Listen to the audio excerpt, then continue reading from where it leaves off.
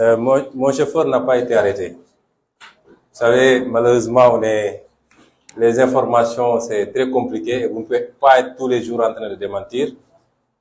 Ce qui est vrai, c'est que le chauffeur était parti puisqu'il a déposé plainte. Il a été blessé et le véhicule qu'il conduisait a été cassé. Et il a été appelé avant-hier pour être entendu. Une fois sur place, il a été entendu et la personne sur laquelle sa plainte porte avait été cueillie de Tchiki pour être entendue. Cette personne, quand elle est venue, a dit qu'elle aussi, elle reconnaissait mon chauffeur comme ayant participé au RIX. Et le commandant a voulu arrêter le chauffeur. Mais le procureur s'y est opposé et le chauffeur a été tranquillement libéré. D'ailleurs, il est là, il est rentré tranquillement. Donc, c'est une information qui n'est pas vérifiée. Aujourd'hui, on n'a que les 5 arrestations. La première question de Sen, Wolf. Vous savez, M. Sen, critiquer quelque chose ne veut pas dire que vous n'aurez pas à faire ce que vous devez faire avec cette chose-là. La justice, c'est la justice du Sénégal. Quand il y a des acteurs de la justice qui ne font pas le travail correctement, nous le décrions. Mais ça ne veut pas dire que nous tous, chacun d'entre vous peut critiquer le président de la République.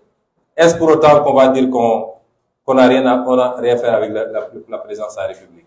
Chacun d'entre vous peut aller dans un service, il n'est pas content du traitement, du service public tel qu'il est dispensé, ou alors qu'il soit victime de harcèlement ou de corruption, il sort, il se plaint, c'est tous des corrompus, etc., etc. Est-ce à dire que si vous allez, par exemple, dans un service où vous devez prendre un document, vous n'êtes pas content, vous sortez, vous vous plaignez. Demain, si vous avez besoin d'un document, vous n'allez pas repartir dans ce service.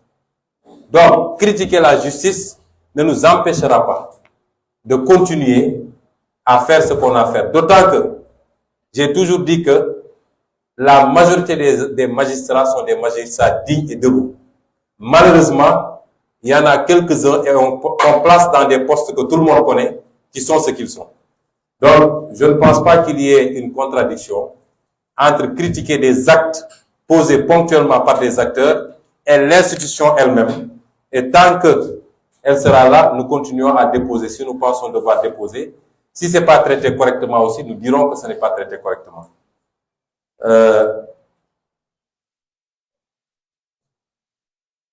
La dépénalisation du délit de presse. Vous savez, pour moi, il n'y a pas de délit de presse. Si on est dans le cadre de l'exercice d'une profession et strictement, il n'y a pas de délit. Si il s'agit d'informer, et d'informer juste et vrai, il faut qu'on se dise les choses.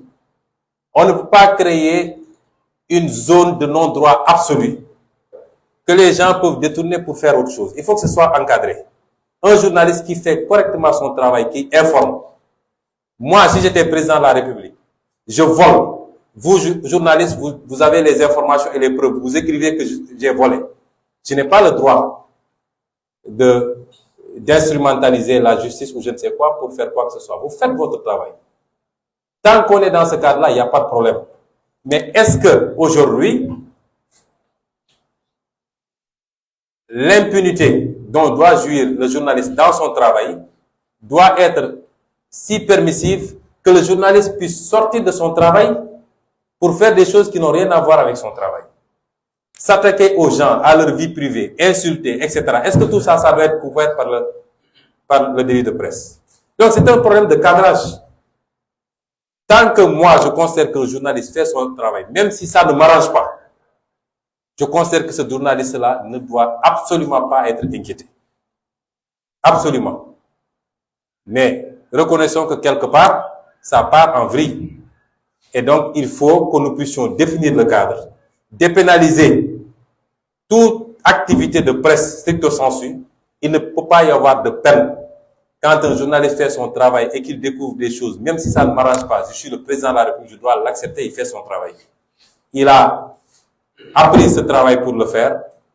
Il est, non pas assermenté, je ne crois pas que les journalistes le soient, mais c'est le pacte qu'il a avec la nation avec la République et avec le peuple sénégalais. Et nous devons encourager les journalistes à faire ce travail-là, d'investigation en profondeur, et à permettre aux Sénégalais de savoir ce qui se passe. Donc, tout est question de cadrage, mais pour moi, il ne doit pas y avoir de peine quand un journaliste fait son travail. Pour les cumuls maintenant,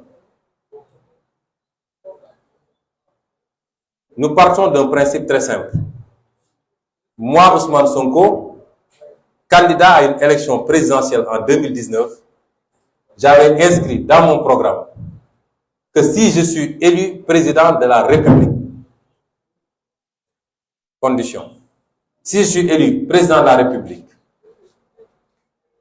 je ferai voter une loi à l'Assemblée nationale, laquelle loi interdirait définitivement les cumuls de fonctions.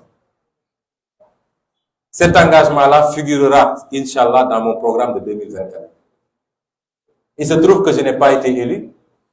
Il se trouve qu'il n'y a pas une loi qui interdise le cumul. Donc, si on doit parler de cumul aujourd'hui, on ne peut en parler que sous l'angle moral. Moral.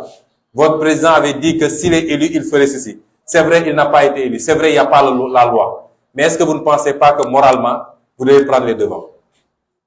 Le débat ne peut se poser qu'en ces termes. Je dois vous dire, les personnes concernées, je crois qu'il y en a 2, pas plus. Lors des investitures, j'ai personnellement appelé ces personnes pour leur dire que vous serez investis. Parce que nous voulons impérativement gagner. Thiès est extrêmement important pour nous. Lors des élections locales, on avait gagné la commune, la ville, mais nous avions perdu le département. Nous avons un leader qui commence à émerger et à s'imposer à Thiès. Et nous avions considéré que si on le met devant, on peut gagner le département de Thiès, ce qui fut fait. C'est la même chose pour Pikine, que l'opposition avait perdu au niveau départemental, même si on avait gagné beaucoup de communes. Nous, Yewwi Askan Wi, on n'avait pas de liste au niveau départemental. Je leur ai dit, on va vous mettre parce qu'il faut qu'on gagne. Mais si on gagne, je ne peux pas vous l'imposer. Mais si j'avais un choix, je vous demanderais d'opter pour l'un ou l'autre. Est-ce que vous me suivez très bien? Parce que personne ne peut contraindre quelqu'un à démissionner d'un mandat. Ni le président de la République, ni un président de parti politique, ni un parti politique. Le mandat a été conféré par le peuple. Et le titulaire du mandat est le seul à pouvoir dire « je démissionne ». Moi, je ne peux pas forcer qui que ce soit à démissionner de mandat. J'ai dit ce que je pensais, et c'est strictement sous l'angle moral. Ça n'a pas de base juridique. Strictement sous l'angle moral. Si moi, je suis élu président de la République en 2024, et même mieux, on n'attendra pas ça. Parmi les projets de loi que nous sommes en train, sur lesquels nous réfléchissons, pour que notre groupe parlementaire les dépose sur la table de l'Assemblée, figure justement un projet de loi sur l'interdiction de cumul. Et en ce moment, ce sera impératif pour tout le monde. Donc, le débat sur le cumul de mandat est un débat strictement moral. Moi, je peux avoir mon opinion. Si notre liste n'avait pas été supprimée, et si j'étais passé à l'Assemblée nationale, j'aurais choisi entre mairie de Ziguinchor et Assemblée nationale. Et ça me concerne moi. Parce que je crois fondamentalement à cela. Je suis maire d'une ville, je sais la charge de travail que cela requiert. J'ai été député, je sais la charge de travail que ça requiert.